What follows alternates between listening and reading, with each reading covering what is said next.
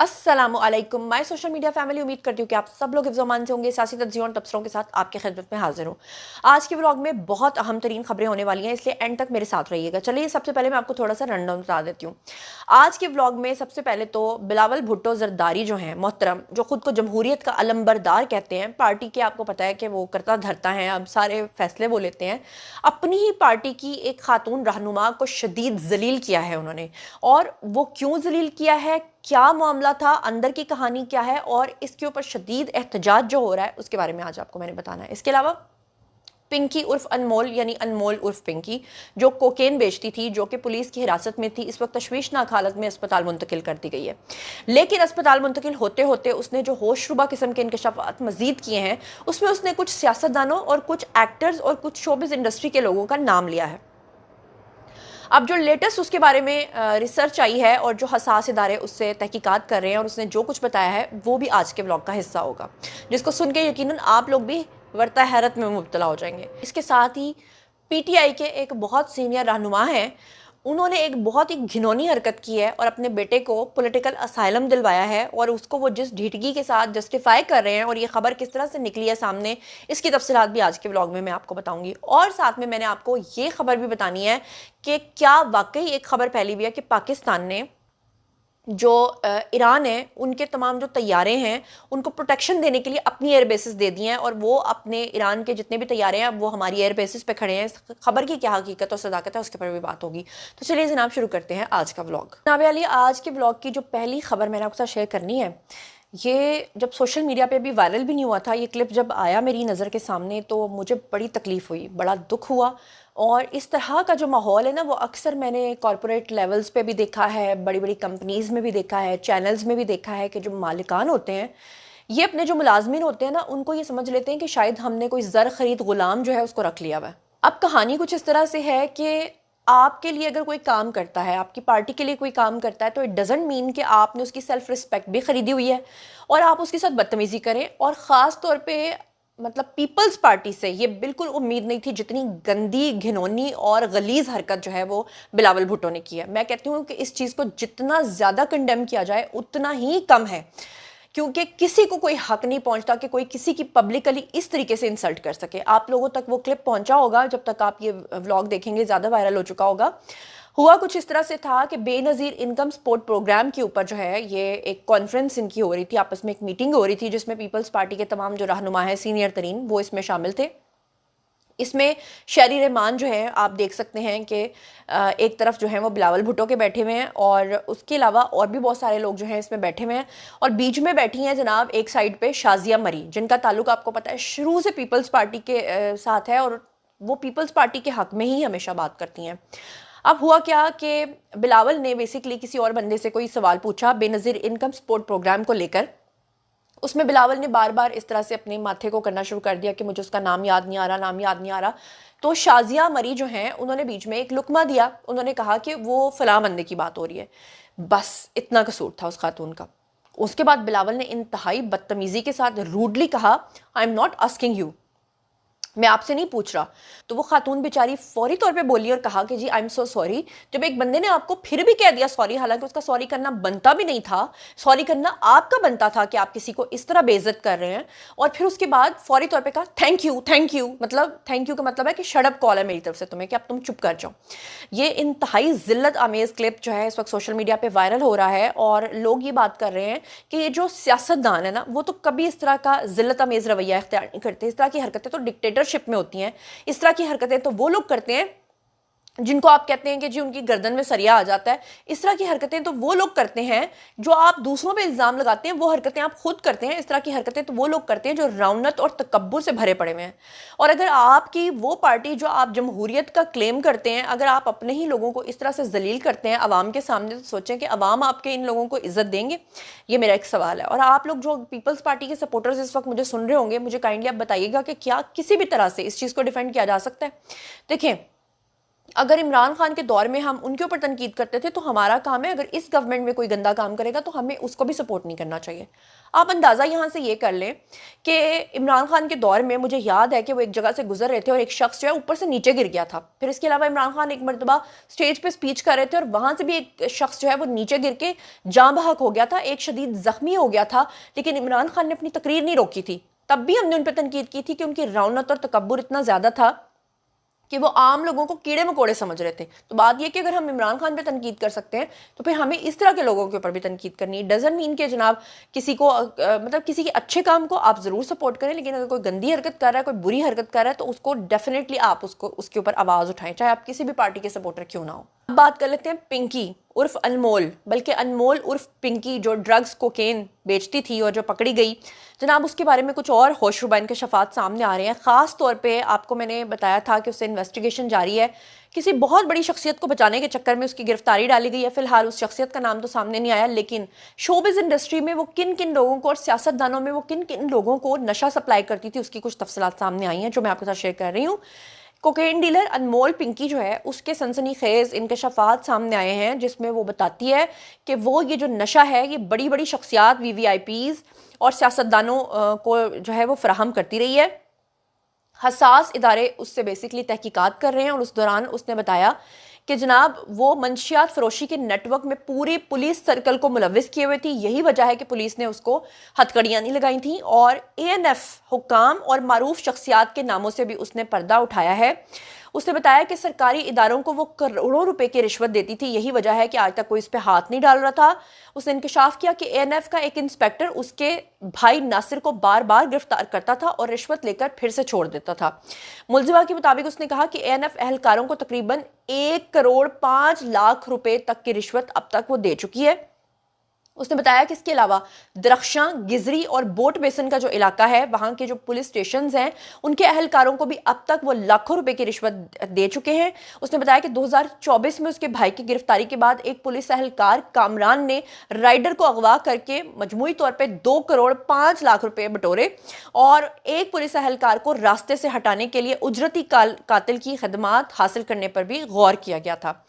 وکلاء کے دفاتر کا استعمال اس میں کیسے وہ کرتی رہی ہے اس کے بارے میں اس نے کہا کہ اس کا شوہر جو ہے, سابق شوہر رانا ناصر, جو کہ لاہور کا ایک ریٹائرڈ انسپیکٹر نکلا ہے, اس کے بارے میں اس نے بتایا کہ وہ منشیات چھپانے کے لیے وکلاء کے دفاتر اور چیمبرز کا انتخاب کرتا تھا, کیونکہ آپ کو پتہ ہے کہ وکلاء کے دفتروں کے اوپر پولیس والے جو ہیں وہ موسٹلی ہاتھ نہیں ڈالتے.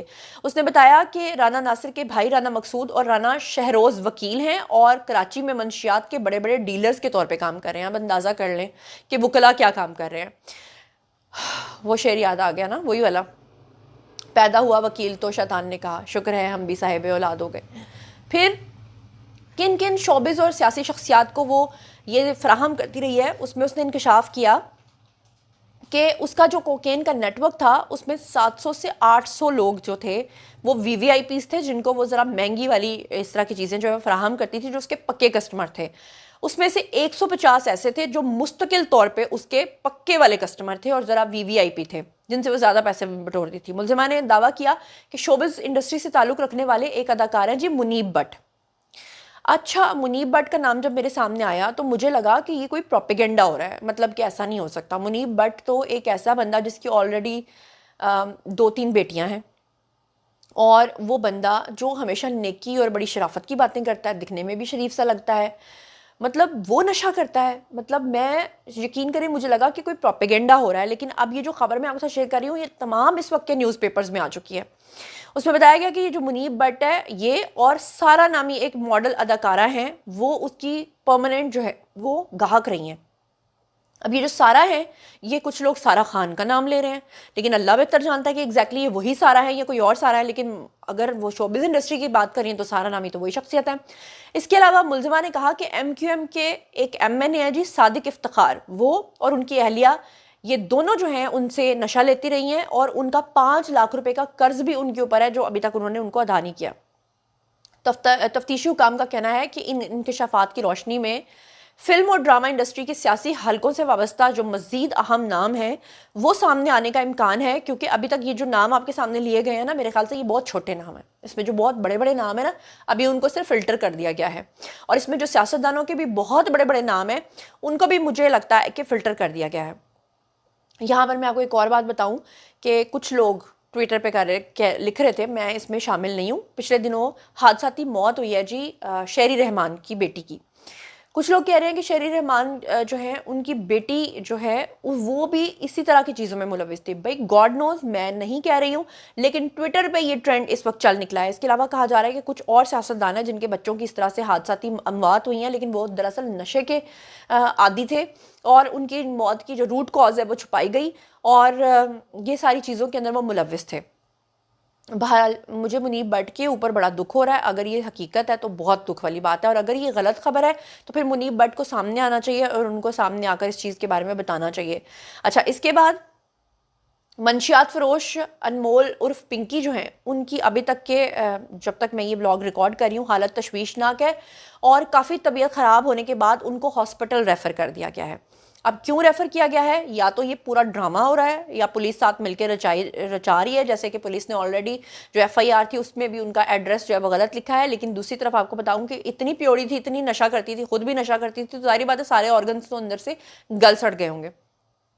اب طبیعت کا جناب اس کے بارے میں کہا جا رہا ہے کہ اس نے کہا ہے کہ اس کو معدے اور دمے کی شدید تکلیف ہے اور سانس لینا اس کا مشکل ہے، لہٰذا پولیس نے کسی قسم کے نمونے لینے کے لیے درخواست نہیں دی. پنکی کو سرکاری اسپتال کے مختلف وارڈز کے اندر ریفر کیا گیا ہے. ایکس رے سمیت مختلف ٹیسٹ اس کو تجویز کیے گئے ہیں اور پولیس یہ اس کے ٹیسٹ جو ہے وہ کروا رہی ہے. اس کے بعد یہ پتہ چلے گا کہ آیا وہ جھوٹ بول رہی ہے، یہ واقعی اس کی حالت تشویشناک ہے. اس کے علاوہ ایک اور خبر بڑی امپورٹنٹ جو کہ کل سے بہت وائرل تھی اور میں کل کے بلاگ میں اس کو ڈسکس نہیں کر پائی، جو آج کے بلاگ میں آپ کو بتا رہی ہوں. یہ اسکرین کے اوپر آپ کو نظر آ رہے ہیں جناب، یہ ہیں جی سینیٹر عبدالقادر. ان کا تعلق جو ہے وہ پی ٹی آئی سے ہے. منگل جو پچھلی گزری ہے اس میں انہوں نے ایوان بالا میں ارکان پارلیمنٹ کے سامنے انہوں نے ایک بل پیش کیا اور انہوں نے کہا کہ ارکان پارلیمنٹ ہی نہیں بلکہ ان کے اہل خانہ کو بھی بلو پاسپورٹ جو ہے وہ جاری کیا جانا چاہیے. یہ ان کا کلیم تھا. وہ کہہ رہے تھے کہ ارکان پارلیمنٹ کو اور ساتھ میں ان کے جتنے بھی اہل خانہ ہیں ان سب کو بلو پاسپورٹ جو ہے وہ جاری ہونے چاہیے، یہ ان کا حق ہے. اس کے بعد یہ جو محترم ہیں ان کے بارے میں نون لیگ کے پولیٹیشین ہیں جی طلال چودھری، انہوں نے سامنے آ کے بات کی اور انہوں نے کہا کہ بیسکلی یہ بلو پاسپورٹ اس لیے مانگ رہے ہیں کیونکہ ان کا اپنا بیٹا ابراڈ سیٹل ہو گیا ہے اور ان کا اپنا بیٹا جو ہے وہ پاکستانی شہریت چھوڑ کے اس نے وہاں پر پولیٹیکل اسائلم لے لیا ہے.